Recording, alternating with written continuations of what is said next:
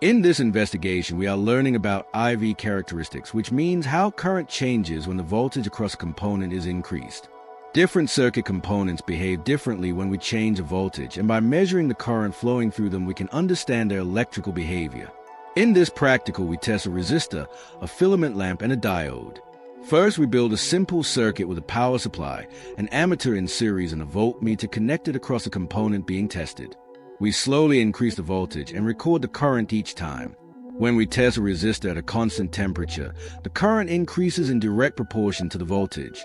This gives us a straight line graph through the origin, which tells us that the resistor obeys Ohm's law and has a constant resistance. Now, when we test a filament lamp, something different happens. As we increase the voltage, the current increases but not at the same rate. This is because the filament inside the lamp gets hotter, and as the temperature rises, the resistance of the lamp increases. At higher voltages, the graph curves and becomes flatter, which shows that the resistance is getting larger. Finally, we test a diode. A diode only allows current to flow in one direction. At first, even if we increase the voltage, little or no current flows until we reach a certain point called the threshold voltage. After this point, the current suddenly increases very quickly.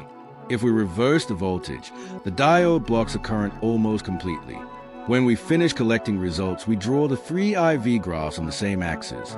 The resistor shows a straight line, the filament lamp shows a curve that bends and becomes shallower, and the diode shows almost no current in reverse direction, but a sudden rise in current in the forward direction. These IV characteristics are important in real electrical circuits because resistors are used when we need predictable and constant resistance.